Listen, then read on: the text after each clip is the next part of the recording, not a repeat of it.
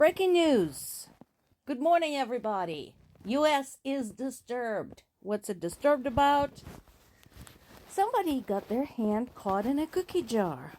So this is a major story. It is going around all of the news sources, American, European, Ukrainian, and it has to do with Ukrainian military capturing 2 Chinese nationals in Ukraine's Donetsk region.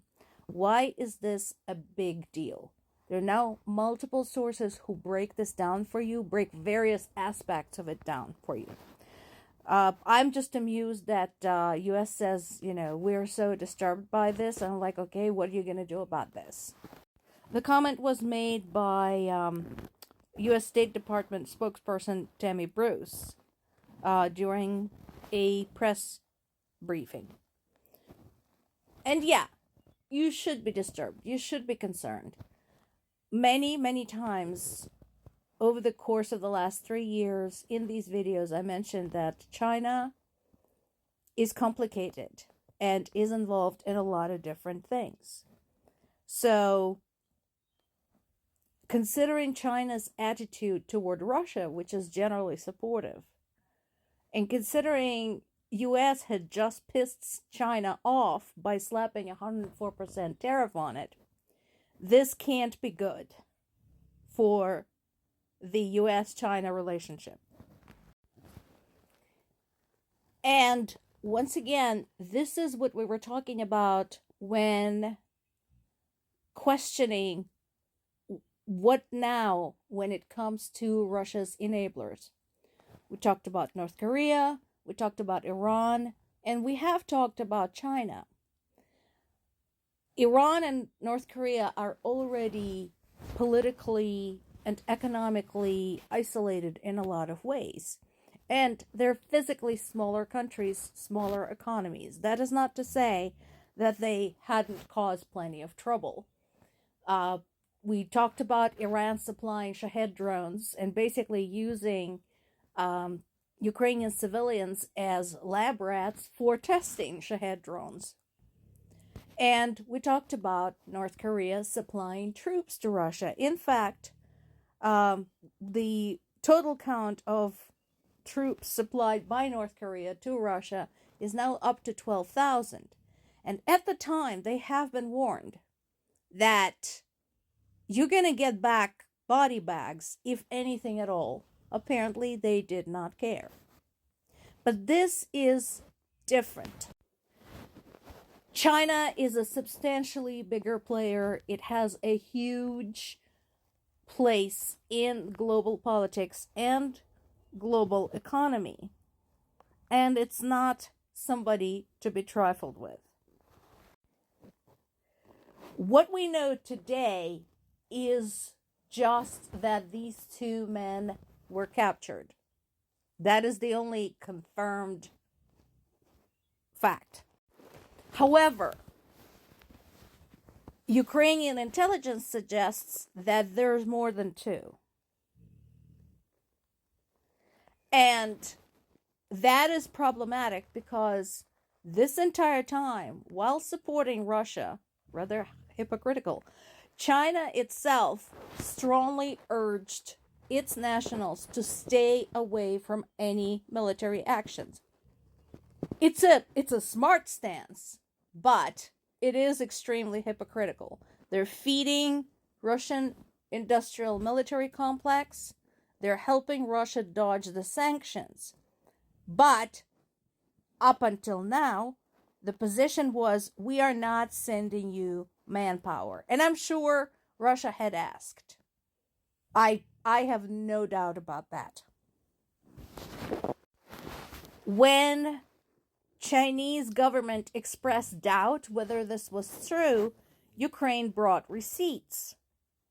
They're saying that these men were captured with identifying documents, including bank cards with personal data.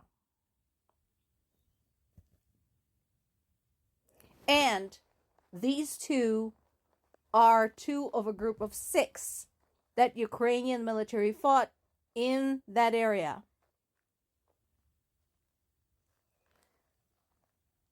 And there was also a video showing one of the captives speaking Mandarin.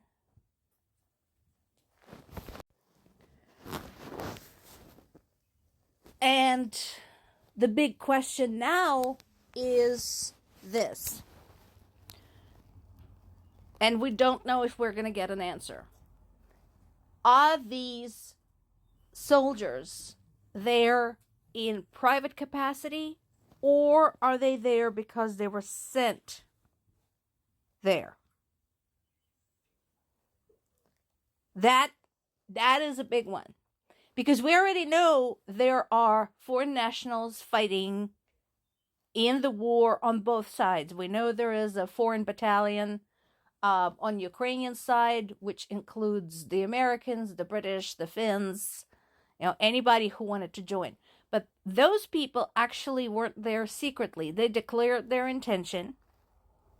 They specified that they were going of their own free will.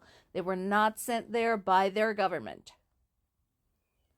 And that it was their choice as a private individual to go fight. We have no such evidence for these captives. And here's another thing. So you see that red area right now, right there. This is on the BBC website. They've always had excellent maps showing the war in Ukraine, showing what was where. So when Ukrainian military captured North Korean soldiers, they captured them in the Kursk region, where Ukraine still holds a small smidge of territory. So they were captured on the Russian territory. These Chinese captives were captured in the Donetsk region, which is part of Ukraine. And again, from the political standpoint, that is different. They had crossed the line and participated in the military action in another country where they were not invited. So basically, there's now a lot of buzz going on about it. There's now conversation about a report by a French newspaper, Le Monde, which identified around 40 accounts on TikTok sister app Douyin that belonged to Chinese individuals who claimed to have signed the contracts with the Russian army. So this is going to get bigger, I have a feeling. Of course, not surprisingly, Russia is saying nothing. U.S. basically is saying we're gravely concerned. U.S. as a whole is being Susan Collins right now.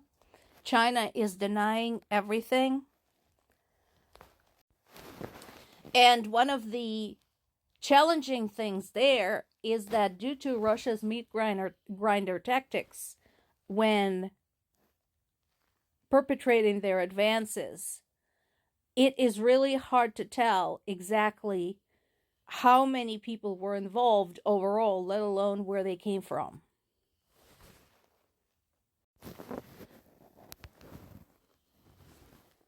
Once again, there's been another major strike against Dnipro and Kharkiv late last night.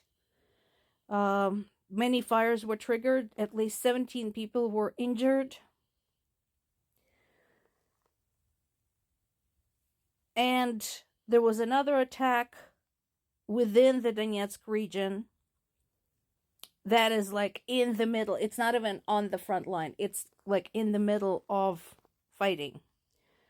In Dnipro, 14 people were injured. There were houses damaged. Russia says they're close to regaining all of its territory in the Kursk region. We'll have to see. Ukrainian military is saying nothing on the subject, but they did confirm that they struck another military airfield, a complex of hangars and military building in the Kursk region that was previously used as a launch pad for drone attacks. More to come.